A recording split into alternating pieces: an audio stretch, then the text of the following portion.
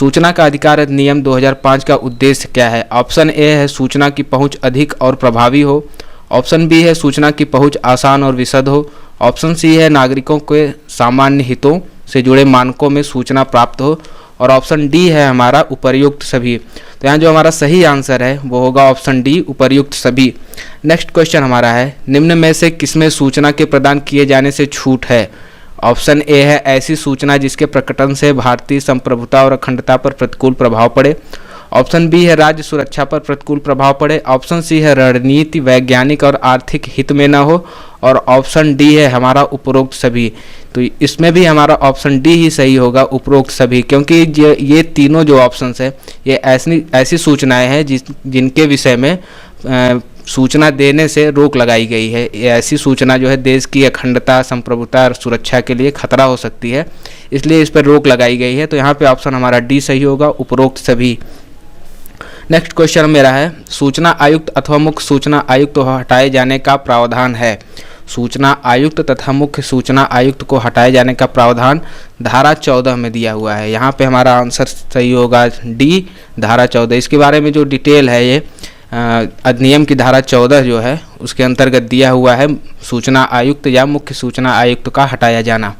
तो ऑप्शन हो गया यहाँ पे डी सही आंसर। नेक्स्ट क्वेश्चन है मेरा, सूचना अधिकार के तहत केंद्रीय सूचना अधिकारी अथवा राज्य सूचना अधिकारी द्वारा बिना युक्त कारण के सूचना के लिए आवेदन पत्र अस्वीकार करने अथवा गलत सूचना देने पर अधिकतम जुर्माना लगाया जा सकता है। तो यहाँ पे ऑप्शन जो सी है हमारा 25,000 रुपये, ये जुर्माने की राशि है जो कि बिना युक्त सूचना दिए और आवेदन पत्र अस्वीकार करने की दशा में जुर्माना लगाया जाता है। नेक्स्ट क्वेश्चन हमारा है, सूचना परिभाषित है धारा 2 के अंतर्गत, धारा 2 के अंतर्गत, धारा 2 के अंतर्गत और धारा 2 के अंतर्गत। तो यहाँ पे जो हमारा ऑप्शन ए है वो सही आंसर है। ऑप्शन ए हमारा धारा 2 के अंतर्गत सूचना की परिभाषा दी गई। सूचना को इसमें परिभाषित करते हुए दिया गया है कि सूचना से किसी इलेक्ट्रॉनिक रूप में धारित अभिलेख, दस्तावेज, ज्ञापन, ईमेल, मत, सलाह, प्रेस विज्ञप्ति, परिपत्र, आदेश, लॉगबुक, संविदा, रिपोर्ट, कागज पत्र, नमूने, मॉडल, आंकड़ों संबंधित सामग्री और किसी प्राइवेट निकाय से संबंधित ऐसी सूचना सहित जिस तक तत्समय प्रवृत्त किसी अन्य विधि के अधीन किसी लोक प्राधिकारी की पहुंच हो सकती है, किसी रूप में कोई सामग्री अभिप्रेत है। तो ये चीज़ें, इतनी चीज़ें जो है सूचना के अंतर्गत आती हैं, ये सभी सूचना के अंतर्गत आती हैं। तो यहाँ पे हमारा ऑप्शन ए सही होगा, धारा 2 के अंतर्गत सूचना की परिभाषा दी गई है। नेक्स्ट क्वेश्चन है हमारा, प्रत्येक नागरिक को सूचना का अधिकार अधिनियम की किस धारा के अंतर्गत प्राप्त है? तो जो हमारा यहाँ पे ऑप्शन ए है धारा 3 के अंतर्गत जो हमारा सूचना अधिकार अधिनियम है इसकी धारा 3 के अंतर्गत ये नागरिकों को सूचना का अधिकार प्राप्त किया हुआ है।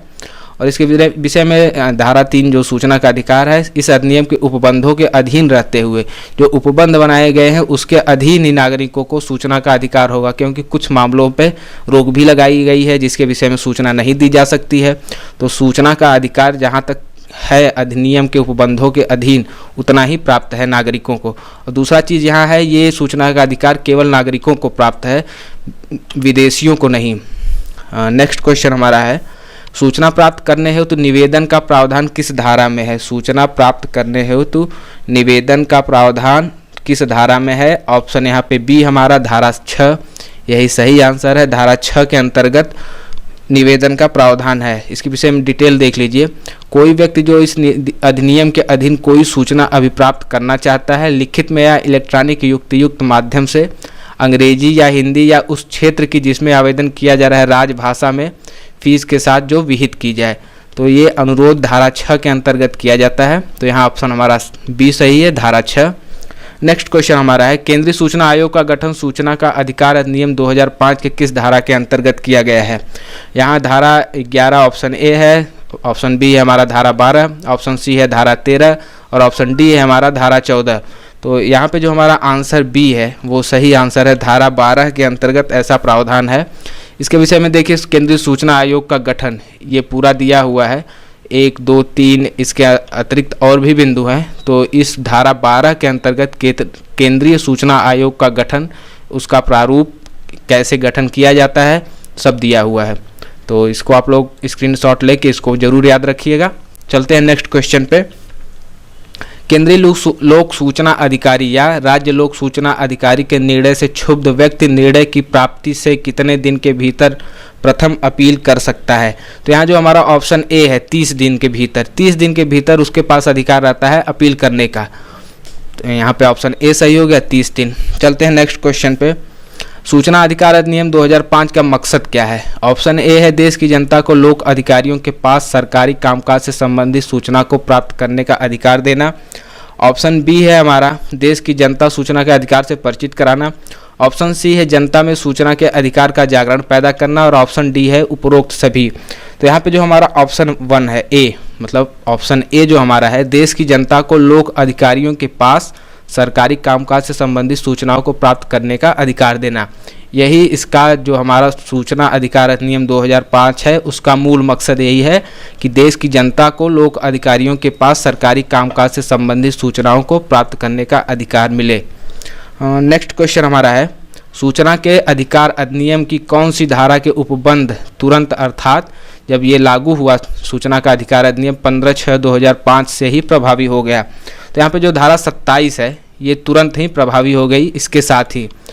तो यहाँ पे ऑप्शन ए बी हो गया हमारा धारा 27। यहाँ से एक चीज़ का आंसर हमें और मिल जाता है कि हमारा ये जो लागू हुआ सूचना का अधिकार अधिनियम वो 15/6/2005 से प्रभावी हो गया। सिग्नेचर होने के साथ ही ये इसी साथ ही धारा 27 प्रभावी हो गई।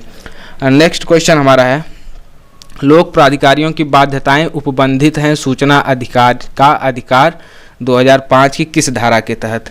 तो यहाँ पे धारा दिया हुआ है धारा 4, जो हमारा ऑप्शन सी है ये सही आंसर है। इसके विषय में जो है लोक प्राधिकारियों की बाध्यताएं उपबंधित किया गया है धारा 4 के अंतर्गत। तो ये हमारा ऑप्शन सही हो गया सी, धारा 4।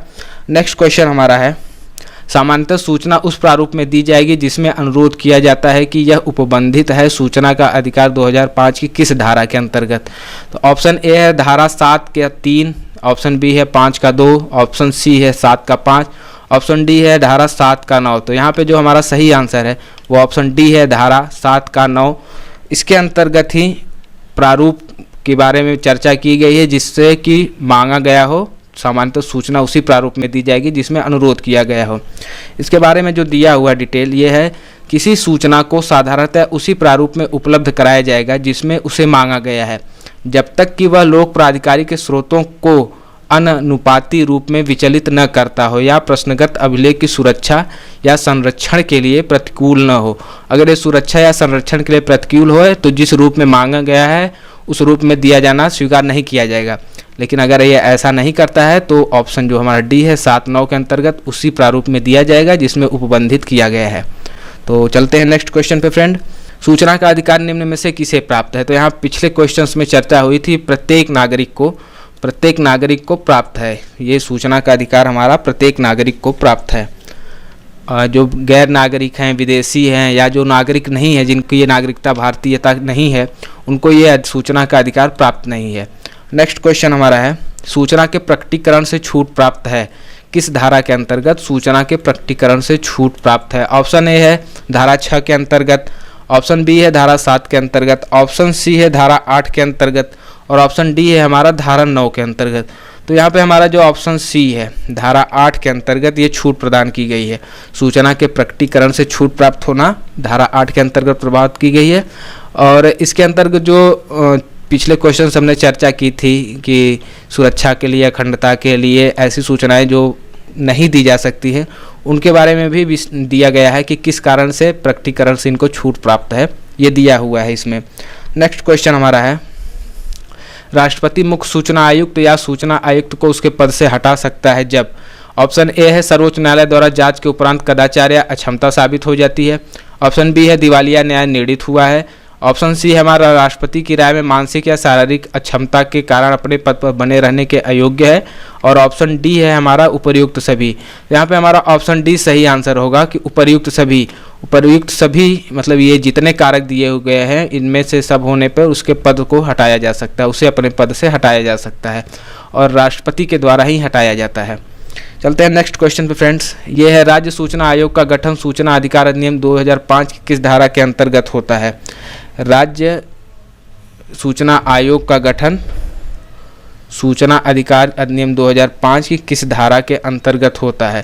तो यहाँ ऑप्शन दिया हुआ है धारा 12, धारा 13, धारा 14, धारा 15। तो यहाँ पे जो धारा 15 है उसके अंतर्गत जो है राज्य सूचना आयोग के गठन का दिया गया है। सूचना का अधिकार अधिनियम 5 के अंतर्गत राज्य सूचना आयोग के गठन के बारे में दिया गया है। और इसके विपरीत जो हमारा धारा 12 है इसमें जो है केंद्रीय सूचना आयोग के गठन के विषय में दिया गया है। धारा 13 में जो है पदावधि, जो सूचना आयुक्त हैं इनकी पदावधि एवं शर्तें दी हुई हैं। और जो धारा हमारी 14 है वो मुख्य आयुक्त को हटाए जाने के विषय में दी गई है कि इसको कैसे हटाया जा सकता है, इनके प्रावधान क्या है हटाने का, इसके विषय में दिया हुआ है। तो यहाँ पे हमारा ऑप्शन सही कौन सा हो गया? ऑप्शन डी, धारा 15 के अंतर्गत राज्य सूचना आयोग के गठन का प्रावधान है। धारा 12 के अंतर्गत केंद्रीय सूचना आयोग के गठन का प्रावधान है। धारा 13 के अंतर्गत पदावधि एवं शर्तें हैं। और धारा 14 के अंतर्गत मुख्य सूचना आयुक्त को हटाए जाने के विषय में दिया हुआ है। चलते हैं नेक्स्ट क्वेश्चन पे हम अपने। राज्य सूचना आयुक्त किसके समकक्ष होता है? राज्य सूचना आयुक्त मुख्य सचिव के समकक्ष होता है। यहाँ पे ऑप्शन ए हमारा दिया हुआ है मुख्य सचिव के। तो यही सही आंसर है कि राज्य सूचना आयुक्त जो है मुख्य सचिव के समकक्ष होता है। नेक्स्ट क्वेश्चन हमारा है लोक सूचना अधिकारी सूचना मांगे जाने पर सूचना अधिकार अधिनियम 2005 के किस धारा के अधीन विहित कारणों के आधार पर मना कर सकता है? तो यहाँ पे जो हमारा ऑप्शन सी है धारा 8 तथा 9, धारा 8 तथा 9 के आधार पर वह मना कर सकता है कि सूचना अधिकारी सूचना मांगे जाने पर सूचना अधिकार अधिनियम की धारा अधिनियम 2005 की धारा 8 तथा 9 के अधीन विहित कारणों के आधार पर मना कर सकता है। वो कारण बताएगा कि किन कारणों के आधार पर वो सूचना मांगे देने से इनकार कर रहा है। तो ये हमारा ऑप्शन सी सही है, धारा 8 तथा 9। इसके बारे में यहाँ पे दिया भी हुआ है, अनुभाग 8 में दिया हुआ है सूचना के प्रकट किए जाने से छूट, जिन कारणों से छूट प्रदान की जाती है उनके विषय में दिया हुआ है। और अनुभाग 9 में दिया है कतिपय मामलों में पहुंच के लिए अस्वीकृति के आधार। इनमें उन आधारों का वर्णन किया गया है जिसके द्वारा पहुंच के लिए अस्वीकृति प्रदान की गई है। तो चलते हैं फ्रेंड्स नेक्स्ट क्वेश्चन पे हम अपने। सूचना का अधिकार अधिनियम 2005 के उद्देश्य हैं। ऑप्शन ए है लोक प्राधिकारियों के नियंत्रण के अधीन सूचना का अधिकार प्रदान करना। ऑप्शन बी है लोक कार्यालयों को कार्यों में पारदर्शिता लाना। ऑप्शन सी है लोक कार्यों के प्रति जवाबदेही बनाए रखना। और ऑप्शन डी है उपर्युक्त सभी। तो यहाँ पे जो हमारा ऑप्शन डी है उपर्युक्त सभी, यही सही आंसर है। इसमें उपर्युक्त सभी कारण है जो सूचना अधिकार 2005 के उद्देश्यों में शामिल हैं। नेक्स्ट क्वेश्चन हमारा है सूचना का अधिकार अधिनियम में कुल कितनी धाराएं हैं? ऑप्शन ए है 25, ऑप्शन बी है 30, ऑप्शन सी है 31 और ऑप्शन डी है 32। तो यहाँ पे जो ऑप्शन सी दिया हुआ है हमारा 31 धाराएं, यही सही आंसर है क्योंकि सूचना का अधिकार अधिनियम 2005 में कुल धाराओं की संख्या 31 है। नेक्स्ट क्वेश्चन हमारा है सूचना आयुक्तों को नियुक्त करने के लिए बनी समिति का अध्यक्ष कौन होता है? तो यहाँ जो समिति बनाई जाती है उसका अध्यक्ष प्रधानमंत्री होता है। ऑप्शन ए हमारा सही है कि सूचना आयुक्तों के नियुक्त करने के लिए बनी समिति का अध्यक्ष प्रधानमंत्री होता है। नेक्स्ट क्वेश्चन हमारा है सूचना का अधिकार अधिनियम 2005 की धारा 18 में उपबंध है। केंद्रीय सूचना आयुक्त को हटाना, राज्य सूचना आयुक्त को हटाना, सूचना आयुक्तों के वेतन और भत्ते। ऑप्शन डी हमारा दिया हुआ है सूचना आयोग की शक्तियां और कृत्य। तो यहाँ पे ऑप्शन डी हमारा यही सही आंसर है कि धारा 18 में सूचना आयोग की शक्तियां और कृत्य के विषय में वर्णन किया गया है। दंड प्रक्रिया संहिता की किस धारा में विवाह के विरुद्ध अपराधों के लिए अभियोजन का प्रावधान किया गया है? तो देखिए यहाँ पे हमारा ऑप्शन सी सही है, धारा 198। धारा 198 के तहत अभियोजन लिया गया है। यहाँ पे ऑप्शन हमारा सी सही है। इसके बारे में डिटेल में जो दिया हुआ है 198 में विवाह के खिलाफ अपराध के लिए अभियोजन, जो धारा 198 है हमारे उसमें ये दिया हुआ है। हमारा नेक्स्ट क्वेश्चन है दंड प्रक्रिया संहिता की धारा 2C या उसे 2G भी पढ़ सकते हैं में निम्नलिखित में से क्या परिभाषित किया गया है? तो देखिए जो हमारी धारा 2C है इसमें प्रासंगिक अपराधों के विषय में परिभाषित किया गया है। जो हमारा 2C है उसमें प्रासंगिक जो अपराध है, हमारे संगीन अपराध जो आते हैं उसके विषय में परिभाषित किया गया है। जो हमारा नेक्स्ट क्वेश्चन है निम्नलिखित में से सत्य कथन चुनिए। ऑप्शन ए दिया हुआ है संज्ञेय अपराध में से ऐसे अपराध अभिप्रेत है जिसमें पुलिस अधिकारी बिना वारंट के गिरफ्तारी कर सकता है। हमारा ऑप्शन बी है उच्च न्यायालय से अभिप्रेत है किसी राज्य के संबंध में उच्च राज्य का उच्च न्यायालय। ऑप्शन सी है हमारा उपर्युक्त दोनों, और ऑप्शन डी है हमारा केवल ए। तो देखिए फ्रेंड्स, यहाँ पे हमारा ऑप्शन सी सही ऑप्शन है, क्योंकि इसका वर्णन जो है, जो हमारी ये दोनों ऑप्शन ए और बी हैं, इसका वर्णन धारा 2C में किया गया है। दंड प्रक्रिया संहिता की धारा 2C में इस चीज़ों का वर्णन किया गया हुआ है। तो यहाँ पे हमारा ऑप्शन सी सही है।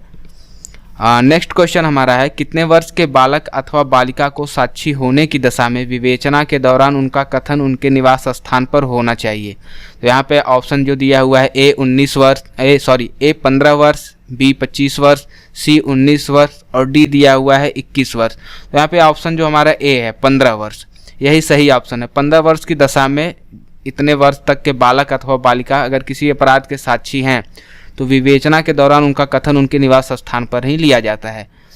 हम चलते हैं अगले क्वेश्चन पे। अपराधी द्वारा कारित अपराध प्रासंगिक है अथवा अप्रासंगिक, जमानती है अथवा गैर जमानती, इसका निर्धारण निम्नलिखित में से उल्लिखित प्रावधान से होता है।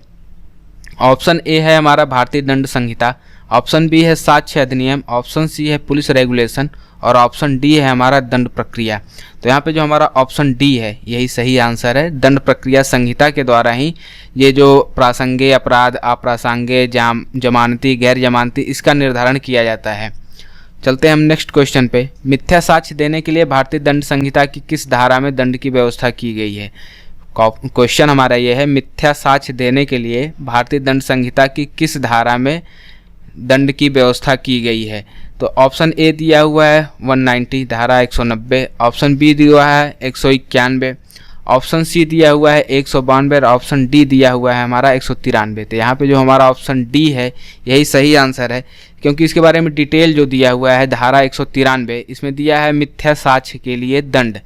जो कोई शासक किसी न्यायिक कार्रवाई के किसी प्रक्रम में मिथ्या साक्ष्य देगा या किसी न्यायिक कार्रवाई के किसी प्रक्रिया में उपयोग लाए जाने के प्रयोजन से मिथ्या साक्ष्य गढ़ेगा, तो वह दोनों में से किसी भांति के कारावास से, जिसकी अवधि 7 वर्ष हो सकती है, दंडित किया जाएगा अथवा जुर्माने से भी दंडनीय होगा। अर्थात हमारे जो धारा 193 है, 193 है, इसमें यह दिया गया है कि अगर वो चाहे तो साक्ष्य मिथ्या साक्ष्य देता है या मिथ्या साक्ष्य का गढ़ता है, मतलब उसे बनाता है, तो दोनों ही दशा में उसे कम से कम 7 वर्ष या जुर्माना या दोनों दंडनीय होगा, मतलब दोनों दंड दिया जा सकता है उसे। तो यहाँ पे हमारा ऑप्शन डी सही है, 193। नेक्स्ट क्वेश्चन हमारा है, निम्नलिखित में से कौन सफ़ेदपोश अपराधों में शामिल है?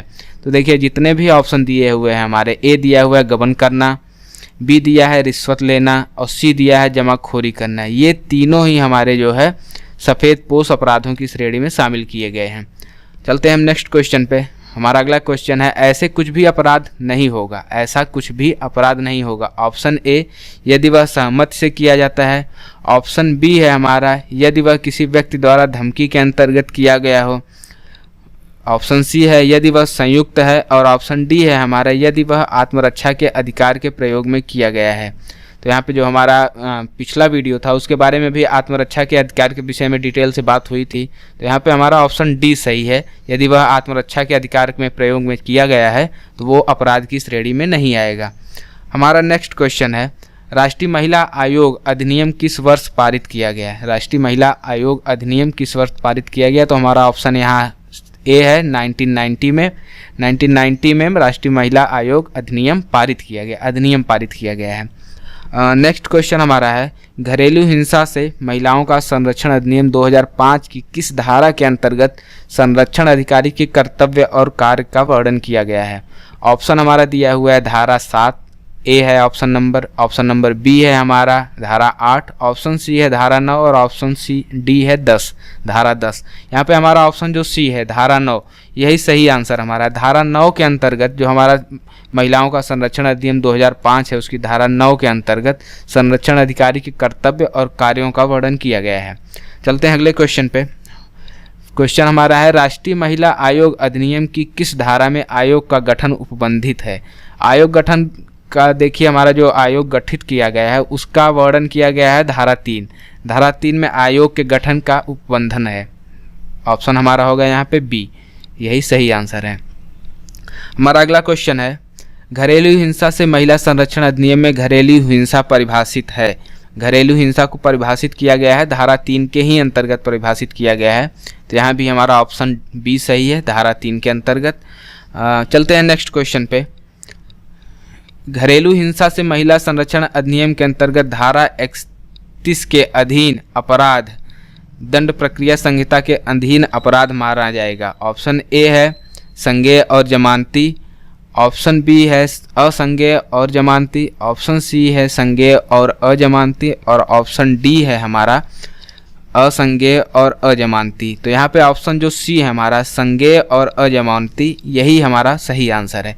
घरेलू हिंसा से जो संरक्षण अधिनियम है इसकी धारा 31 के अंतर्गत संज्ञेय और अजमानती के रूप में इसे वर्णित किया गया है। नेक्स्ट क्वेश्चन हमारा है किशोर न्याय बालकों की देखरेख एवं संरक्षण अधिनियम 2000, जो हमारा किशोर न्याय अधिनियम 2000 है, इसके अंतर्गत किशोर या बालक के प्रति क्रूरता हेतु दंड का प्रावधान करती है। ऑप्शन ए है धारा 22, ऑप्शन बी है धारा 24, ऑप्शन सी है हमारा धारा 23 और ऑप्शन डी है हमारा धारा 25। तो यहाँ पे जो ऑप्शन हमारा सी है धारा 23, धारा 23 के अंतर्गत जो हमारा है इस क्रूरता हेतु दंड का प्रावधान किया गया है। जो किशोर न्याय अधिनियम 2000 है उसकी धारा 23 के अंतर्गत क्रूरता हेतु दंड का प्रावधान किया गया है। नेक्स्ट क्वेश्चन हमारा है किशोर न्याय अधिनियम 2000 में भीख मांगना को परिभाषित किया गया है। भीख मांगने को परिभाषित किया गया है हमारा धारा 2 में। ऑप्शन यहाँ पे ए हमारा सही है। जो हमारा किशोर न्याय अधिनियम है उसकी धारा 2 में भीख मांगने को परिभाषित किया गया है। नेक्स्ट क्वेश्चन हमारा है किशोर न्याय अधिनियम 2000 के अंतर्गत बालगृह के संबंध में उपबंध। बालगृह के संबंध में उपबंध के लिए ऑप्शन दिया हुआ ऑप्शन ए है धारा 34, ऑप्शन बी है धारा 35, ऑप्शन सी है धारा 36 और ऑप्शन डी है हमारा धारा 37। यहाँ पे हमारा जो ऑप्शन ए है धारा 34, इसी के अंतर्गत हमारा बालगृह के संबंध में उपबंध किया गया है। ये बालगृह के संबंध में उपबंध धारा 34 के अंतर्गत ही किया गया है। चलते हैं फ्रेंड्स नेक्स्ट क्वेश्चन की तरफ। हमारा नेक्स्ट क्वेश्चन है किशोर न्याय अधिनियम 2000 में अध्याय एवं धाराओं की संख्या। इसमें कितने अध्याय और कितनी धाराएं हैं। यहाँ पे ऑप्शन दिया हुआ है ए 6 अध्याय 70 धाराएं, ऑप्शन बी है 5 अध्याय 70 धाराएं, ऑप्शन सी है हमारा 7 अध्याय 70 धाराएं और ऑप्शन डी है हमारा 8 अध्याय और 70 धाराएं। तो यहाँ पे जो ऑप्शन हमारा बी है वो है 5 अध्याय और 70 धाराएं। यही हमारा सही ऑप्शन है। आंसर हमारा होगा ऑप्शन बी। चलते हैं नेक्स्ट क्वेश्चन पे फ्रेंड्स। एक्ट 1989 में कुल कितनी धाराएं हैं। जो हमारा SC एक्ट 1989 है इसके अंतर्गत कुल हमारी 23 धाराएं हैं। ऑप्शन ए हमारा यहाँ पर सही है। इसके अंतर्गत हमारी 23 धाराएं हैं। हमारा जो अगला क्वेश्चन है वो है किस जाति को अनुसूचित जाति जनजाति घोषित किया जा सकता है। किसके द्वारा यहाँ पूछने का अर्थ है कि किसी जाति को अनुसूचित जाति जनजाति घोषित किया जा सकता है। ऑप्शन ए है केंद्र सरकार द्वारा, ऑप्शन बी है राज्य सरकार द्वारा, ऑप्शन सी है हमारा राष्ट्रपति द्वारा और ऑप्शन डी है हमारा संसद द्वारा। तो यहाँ पे जो हमारा ऑप्शन सी है राष्ट्रपति द्वारा, यही सही आंसर है। यहाँ पे किसी जाति को SC या ST घोषित करना राष्ट्रपति का कार्य है। जो हमारा नेक्स्ट क्वेश्चन है वो है मोटर वाहन अधिनियम 1988 में कुल कितनी धाराएं हैं। जो हमारा मोटर वाहन अधिनियम 1988 है इसके अंतर्गत कुल कितनी धाराएं हैं। यहाँ पे ऑप्शन ए है 215, ऑप्शन बी है 216, ऑप्शन सी है 217 और ऑप्शन डी है हमारा 218। यहाँ पे जो फ्रेंड्स हमारा ऑप्शन सी है 217 यही सही आंसर है, क्योंकि जो हमारा मोटर वाहन अधिनियम 1988 है इसके अंतर्गत कुल 217 धाराएं हैं। चलते हैं नेक्स्ट क्वेश्चन पे। हमारा अगला क्वेश्चन है वाहन दुर्घटनाओं की प्रकृति के बारे में जानकारी निम्न में से किनसे प्राप्त होती है। ऑप्शन ए है दृश्य टायर मार्क्स, ऑप्शन बी है स्किड मार्क या ग्लास पेंट, ऑप्शन सी है ब्रेकिंग पार्ट्स, ऑप्शन डी है हमारा उपर्युक्त सभी। तो हमारा यहाँ ऑप्शन डी सही होगा, उपर्युक्त सभी, क्योंकि दुर्घटना की प्रकृति के बारे में जो तीनों ऑप्शंस हैं हमारे ए, बी और सी, इन तीनों के माध्यम से पता चलता है। तो यहाँ पे हमारा ऑप्शन डी सही होगा, उपर्युक्त सभी। चलते हैं नेक्स्ट क्वेश्चन पे। हमारा अगला क्वेश्चन है मोटर व्हीकल अधिनियम 1988 की किस धारा के अंतर्गत बिना वारंट गिरफ्तारी करने का अधिकार पुलिस अधिकारी को है। यहाँ पे जो हमारा धारा 202 है, धारा 202 के अंतर्गत जो है बिना वारंट के भी गिरफ्तार कर सकता है। पुलिस अधिकारी जो है बिना वारंट के भी गिरफ्तारी कर सकता है। तो यहाँ पे हमारा ऑप्शन ए सही आंसर है, धारा 202 के अंतर्गत। आज का हमारा लास्ट क्वेश्चन है रेलगाड़ी की छत, सीढ़ी या इंजन पर चेतावनी के बाद में यात्रा करना रेल अधिनियम 1989 की किस धारा का उल्लंघन है? तो यहाँ पे ऑप्शन दिया हुआ है ऑप्शन ए है हमारा धारा 154, ऑप्शन बी है धारा 155, ऑप्शन सी है धारा 156 और ऑप्शन डी है हमारा धारा 157। यहाँ पे जो हमारा ऑप्शन सी है धारा 156, इसके अंतर्गत जो है रेल अधिनियम की धारा 156 के अंतर्गत रेलगाड़ी की छत, सीढ़ी या इंजन पर यात्रा करना उल्लंघन माना जाता है। भारतीय दंड संहिता में पुल्लिंगवाचक शब्द प्रयोग किए गए हैं। ऑप्शन ए है हमारा नर हेतु, ऑप्शन बी है नारी हेतु, ऑप्शन सी है हर व्यक्ति हेतु चाहे वह नर हो या नारी और ऑप्शन डी है हमारा ऐसे शब्दों का प्रयोग इन संहिता में नहीं है। तो यहाँ पे फ्रेंड्स हमारा जो ऑप्शन सी है, ऑप्शन सी ही हमारा सही आंसर होगा, क्योंकि जो संविधान की धारा है, जो हमारा भारतीय दंड संहिता की धारा है, उसके हिसाब से ऑप्शन सी, धारा 8 के हिसाब से ऑप्शन सी सही है कि यह हर व्यक्ति हेतु चाहे वह नर हो या नारी। देखिए धारा 8 जो है लिंग का निर्धारण करती है। पुल्लिंगवाचक शब्द चाहे जहाँ प्रयोग किए गए हैं वे हर व्यक्ति के लिए बारे में लागू होते हैं, चाहे वह नर हो या नारी। हमारा अगला क्वेश्चन है, निम्न वादों में कौन सा एक वाद भारतीय दंड संहिता की धारा 34 से संबंधित है? ऑप्शन ए है हमारा के नानावटी बनाम महाराष्ट्र राज्य, ऑप्शन बी है हमारा निहारेंद्र दत्त बनाम किंग एम्परर, ऑप्शन सी है हमारा वारिंद्र कुमार घोष बनाम किंग एम्परर और ऑप्शन डी है हमारा केदारनाथ बनाम पश्चिम बंगाल राज्य। तो यहाँ पे जो ऑप्शन सी है हमारा वो सही आंसर है, वारिंद्र कुमार घोष बनाम किंग एम्परर, यहाँ पे सही आंसर है। इसके लिए जो हमारा धारा 34 है, भारतीय दंड संहिता की धारा 34 है, इसका ये इस धारा के अनुसार ये निश्चित होता है कि सामान्य आशय को अग्रसर करने में कई व्यक्तियों द्वारा किए गए कार्य, जबकि कोई आपराधिक कार्य कई व्यक्तियों द्वारा अपने सबके सामान्य आशय को अग्रसर करने में किया जाता है, तब ऐसे व्यक्ति में से हर व्यक्ति उस कार्य के लिए उसी प्रकार दायित्व के अधीन है मानो वह कार्य अकेले उसी ने किया हो। तो इसका आंसर हमारा है सी, ऑप्शन सी, वारिंद्र कुमार घोष बनाम किंग एम्परर। हमारा नेक्स्ट क्वेश्चन है फ्रेंड्स, प्राइवेट प्रतिरक्षा का अधिकार किससे संबंधित है? प्राइवेट प्रतिरक्षा का अधिकार किससे संबंधित है? ऑप्शन ए दिया हुआ है हमारा शरीर से, ऑप्शन बी है संपत्ति से, ऑप्शन सी है हमारा शरीर एवं संपत्ति दोनों से और ऑप्शन डी है हमारा इनमें से कोई नहीं। तो फ्रेंड्स यहाँ पे जो हमारा ऑप्शन सी है शरीर और संपत्ति दोनों से, यही सही आंसर है, क्योंकि इसकी जो धारा 97 है भारतीय दंड संहिता की धारा 97 जो है उसके हिसाब से शरीर तथा संपत्ति की प्राइवेट प्रतिरक्षा का अधिकार इसके विषय में वर्णन किया गया हुआ है।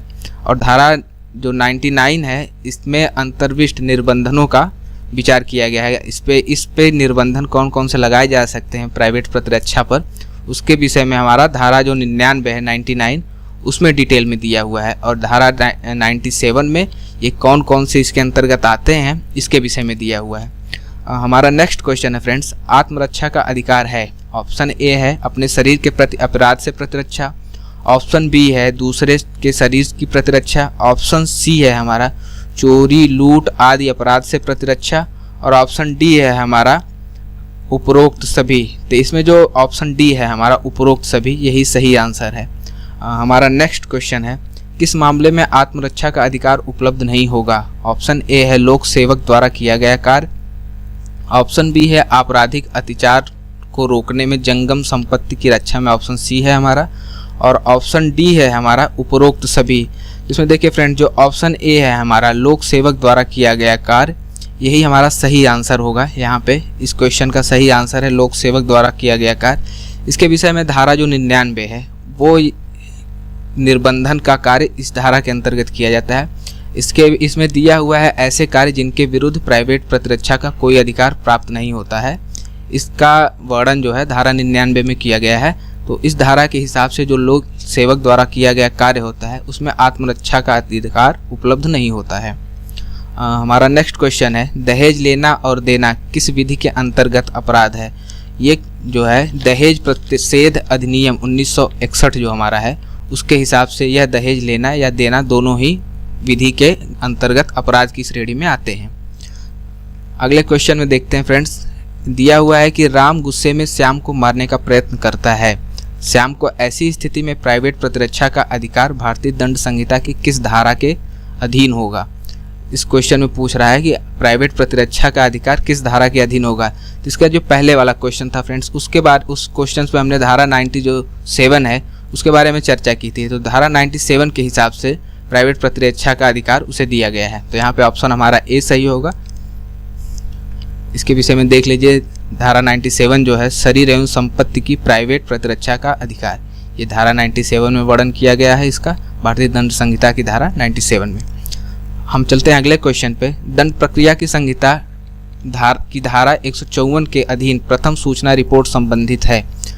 क्वेश्चन हमारा है दंड प्रक्रिया की धारा 154 के अधीन प्रथम सूचना रिपोर्ट संबंधित है। ऑप्शन ए है हमारा असंज्ञेय अपराध से, ऑप्शन बी है केवल संज्ञेय अपराध से, ऑप्शन सी है हमारा असंज्ञेय और संज्ञेय दोनों अपराधों से, और ऑप्शन डी है उपरोक्त में से कोई नहीं।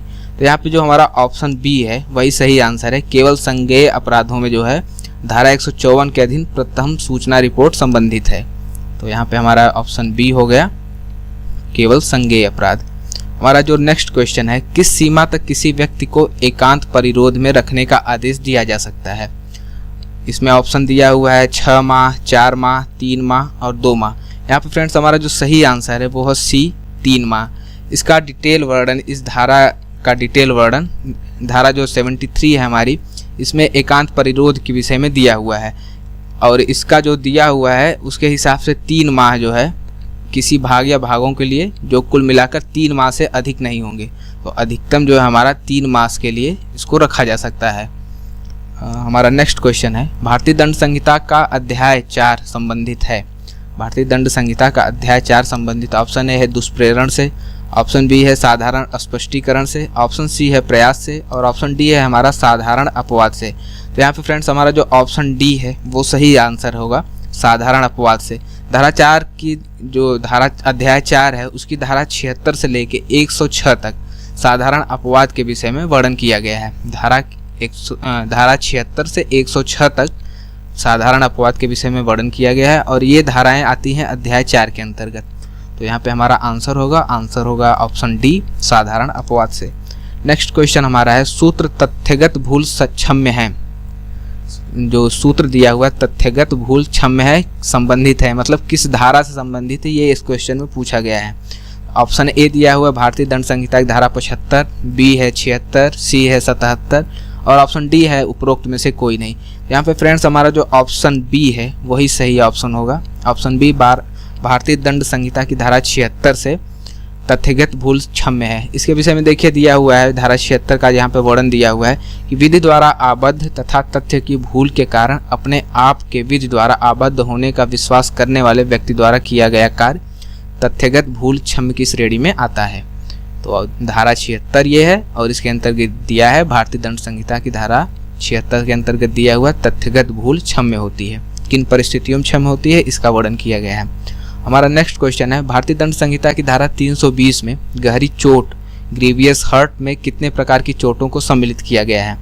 यहाँ पे ये ऑप्शन जो है इन्होंने गलत दिया हुआ है, धारा का वर्णन किया है, यहाँ पे प्रकार पूछा गया है। तो यहाँ पे जो ऑप्शन हमारा डी है, ऑप्शन डी ही हमारा सही आंसर है। 8 प्रकार के होते हैं ये, यहाँ गलती से इसमें धारा लिखा गया है। इसके विषय में जो वर्णन किया गया है धारा 320 घोर उपहित, इसका सब टाइटल है, उपहित की केवल नीचे लिखी किस्में घोर कहलाती हैं, ये दिया हुआ है। और इसमें वर्णन किया गया है कि 8 प्रकार का होता है, पहला, दूसरा, तीसरा, 7वां और 8वां। ये पूरा इसका दिया हुआ डिटेल कि इन 8 प्रकारों के हिसाब से धारा 320 में घोर उपहित की श्रेणी में आते हैं, जिसको हम ग्रीवियस हर्ट बोलते हैं या गहरी चोट भी बोलते हैं। तो यहाँ पे हमारा ऑप्शन हो गया डी, 8 प्रकार का होता है। ये धारा जो है गलत दिया हुआ है। हमारा नेक्स्ट क्वेश्चन है, भारतीय दंड संहिता की किस धारा में विरुद्ध जमाव अनलॉफुल असेंबली को परिभाषित किया गया है। जो अनलॉफुल असेंबली हमारी ये धारा 141 के अंतर्गत परिभाषित की गई है। जो हमारी धारा 141 है, ऑप्शन ए है, इसके अंतर्गत जो है अनलॉफुल असेंबली को परिभाषित किया गया हुआ है। इसमें धारा का वर्णन किया गया है 5 या 5 से अधिक व्यक्तियों का जमाव विधि विरुद्ध अपराध या जमाव कहलाता है। जो 5 या 5 से अधिक व्यक्ति का जमाव होता है वो विधि विरुद्ध कहलाता है, अनलॉफुल असेंबली इसे ही कहते हैं। इसका जो है धारा 141 में वर्णन किया हुआ है। हमारा नेक्स्ट क्वेश्चन है, निम्नलिखित में से कौन सी भारतीय दंड संहिता की धारा भारतीय संविधान की धारा 14 और 21 के अधीन असंवैधानिक करार दी गई है? कौन सी धारा असंवैधानिक करार दी गई है? जो हमारे मूल अधिकार हैं उनकी धारा है 14 और 21। इन धाराओं के हिसाब से जो धारा ऑप्शन हमारा बी है, धारा 303 हमारी जो है ये इन दोनों के हिसाब से असंवैधानिक है। इसके विषय में डिटेल में जो वर्णन दिया हुआ है, आजीवन सिद्ध दोष द्वारा हत्या के लिए दंड, ये धारा 303 के अंतर्गत वर्णित है। और ये 303 धारा हमारी जो मूल अधिकार है हमारे, उसकी धारा 14 और 21 के अंतर्गत असंवैधानिक करार दी गई है। हमारा नेक्स्ट क्वेश्चन है, भारतीय दंड संहिता की किस धारा में दंगा को परिभाषित किया गया है? भारतीय दंड संहिता की किस धारा में दंगा को परिभाषित किया गया है? यहाँ पे जो हमारा ऑप्शन ए है, धारा 159 159 में हमारा जो है दंगे को परिभाषित किया गया है 159 में। अब 159 का जो टाइटल है दंगा है, जबकि दो या दो अधिक व्यक्ति लोक स्थान में लड़कर लोक शांति में विघ्न डालते हैं तब यह कहा जाता है कि वे दंगा कर रहे हैं। तो धारा 159 में दंगा के विषय में दिया हुआ है, जब लोक शांति में विघ्न डाला जाता है तो वो दंगा कहलाता है। यहाँ पे हमारा ऑप्शन ए हो गया 159। नेक्स्ट क्वेश्चन फ्रेंड्स हमारा, छल की सजा का संबंध भारतीय दंड संहिता की किस धारा से है? छल की सजा का संबंध भारतीय दंड संहिता की आईपीसी की किस धारा से है? इसमें फ्रेंड देखिए ऑप्शन जो हमारा बी है, धारा 417। धारा 417 के अंतर्गत जो है छल को भारतीय दंड संहिता में छल को संबंधित किया गया, परिभाषित किया गया धारा 417 में। धारा 417 का वर्णन इस प्रकार है, छल के लिए दंड, जो कोई छल करेगा, यहाँ पे दिया हुआ है इस धारा में, जो कोई छल करेगा दोनों में से किसी भांति के कारावास से जिसकी अवधि 1 वर्ष तक की हो सकेगी या जुर्माने से या दोनों से दंडित किया जाएगा। या तो उसे कारावास होगा या तो जुर्माना होगा 1 साल का, या दोनों से दंडित किया जा सकता है। ऐसा धारा 417 के अंतर्गत छल के लिए दंड में वर्णन किया गया है। हमारा नेक्स्ट क्वेश्चन है यहाँ पे, निम्नलिखित में से कौन सा अपराध है जिसकी तैयारी आईपीसी में दंडनीय है? जो पूछा हुआ है कि निम्नलिखित में से कौन सा अपराध है जो आईपीसी में दंडनीय है, जिसकी बारे में सोचना तैयारी करना भी दंडनीय है। यहाँ पे जो सब ऑप्शन दिया हुआ है हमारा सी, भारत सरकार के विरुद्ध युद्ध छेड़ना। जो हमारा भारतीय दंड संहिता है आईपीसी है, उसकी जो अध्याय 6 है उसमें धारा 121 से लेके 130 तक ऐसे कृत्यों का वर्णन है जो कि भारत सरकार के विरुद्ध युद्ध छेड़ने की श्रेणी में गिने जाते हैं। ऐसे अपराधों का वर्णन किया गया है धारा 121 से 130 तक, जो कि अध्याय 6 में वर्णित है। तो यहाँ पे हमारा ऑप्शन सी सही आंसर होगा, भारत सरकार के विरुद्ध युद्ध छेड़ना या उसकी तैयारी करना भी जो है आईपीसी में दंडनीय है। हमारा नेक्स्ट क्वेश्चन है फ्रेंड्स, आत्महत्या करने के लिए दुष्प्रेरण की सजा का प्रावधान भारतीय दंड संहिता की किस धारा में है? आत्महत्या करने के लिए दुष्प्रेरण की सजा का प्रावधान भारतीय दंड संहिता की किस धारा में है? यहाँ पे जो धारा 306 है हमारी, वही सही आंसर होगा। धारा 306 के अंतर्गत दुष्प्रेरण का वर्णन किया गया है आत्महत्या करने के लिए। देखिए ये धारा 306 दिया हुआ है, यदि कोई व्यक्ति आत्महत्या करे तो जो कोई ऐसी आत्महत्या का दुष्प्रेरण करेगा वह दोनों में से किसी भांति के कारावास से जिसकी अवधि 10 वर्ष तक की हो सकेगी दंडित किया जाएगा और जुर्माने से भी दंडनीय होगा। तो अगर आत्महत्या के लिए दुष्प्रेरण करने पर जो करता है ऐसा कृत्य, उसके लिए 10 वर्ष की सजा और जुर्माना दोनों ही निर्धारित किया गया है धारा 306 के अंतर्गत। हमारा जो नेक्स्ट क्वेश्चन है यह है, भारतीय दंड संहिता में प्रतिरक्षा के अधिकार पर निर्बंधन वर्णित है। इस क्वेश्चन को हम लोग पीछे भी कर चुके हैं, इस टाइप का सेम यही था, बस क्वेश्चन पूछने का तरीका अलग है। तो धारा जो 99 हमारी 99 है वही होगा सही आंसर। 99 है, कार्य जिनके विरुद्ध प्राइवेट प्रतिरक्षा का कोई अधिकार नहीं है। ये धारा 99 के अंतर्गत वर्णित किया गया है और इसका सही आंसर होगा भारतीय दंड संहिता में प्रतिरक्षा के अधिकार पर निर्बंधन वर्णित है। ऑप्शन हमारा होगा सी। नेक्स्ट क्वेश्चन हमारा है, भारतीय दंड संहिता की किस धारा के अंतर्गत षड्यंत्र द्वारा दुष्प्रेरण का प्रावधान है? यहाँ पे ऑप्शन दिया हुआ ऑप्शन 1 है धारा 107 का खंड 1, धारा 108, धारा 107 का खंड 2 और धारा 107 का खंड 3। जो हमारा यहाँ पे धारा 107 का 2 है, ऑप्शन सी जो हमारा है वही हमारा सही आंसर है, क्योंकि इसके बाद ये जो धारा है 107 इसका पूरा यहाँ पे डिटेल दिया हुआ किसी बात का दुष्प्रेषण। अब जो है इसमें जो दूसरा ऑप्शन दिया है उस बात को करने के लिए किसी षड्यंत्र में से एक या अधिक अन्य व्यक्ति या व्यक्तियों के साथ सम्मिलित होता है। तो यहाँ जो षड्यंत्र द्वारा दुष्प्रेषण होता है, क्योंकि षड्यंत्र में एक या एक से अधिक व्यक्ति ही सम्मिलित रहते हैं, दो या दो से अधिक हो सकते हैं जो भी रहते हैं, लेकिन अकेला व्यक्ति षड्यंत्र में शामिल नहीं होता है। तो ऐसा जो यदि षड्यंत्र के अनुसरण में और बात को करने के उद्देश्य से कोई कार्य अवैध लोप घटित होता है तो इस स्थिति में जो है 107(2) के अंतर्गत वो दंडनीय है। तो यहाँ पे हमारा ऑप्शन सी होगा, धारा 107 का 2। हमारा नेक्स्ट क्वेश्चन है आपराधिक षड्यंत्र की परिभाषा भारतीय दंड संहिता में दी गई है। आपराधिक दंड की परिभाषा भारतीय दंड संहिता में दी गई है। जो धारा हमारी यहाँ पे ऑप्शन बी है, धारा 120 का ए, यही हमारा सही आंसर है। धारा 120 के ए में दी आपराधिक षड्यंत्र की परिभाषा दी हुई है, जिसमें दिया हुआ है, पहला दिया हुआ है इसका मानक कि कोई अवैध कार्य अथवा कोई ऐसा कार्य जो वैध नहीं है, अवैध साधनों द्वारा करने या करवाने के लिए जब सहमत होते हैं तो ऐसी सहमति आपराधिक षड्यंत्र कहलाती है। ये सहमति ही आपराधिक षड्यंत्र कहलाती है। इसका वर्णन हमारा 120(a) के अंतर्गत है। तो यहाँ पे हमारा जो सही आंसर है वो धारा 120(a) है और ऑप्शन है वो बी। हमारा नेक्स्ट क्वेश्चन है, दंड प्रक्रिया की संहिता की किस धारा में आर्म्ड फोर्सेज के सदस्यों की गिरफ्तारी से संरक्षण का प्रावधान किया गया है?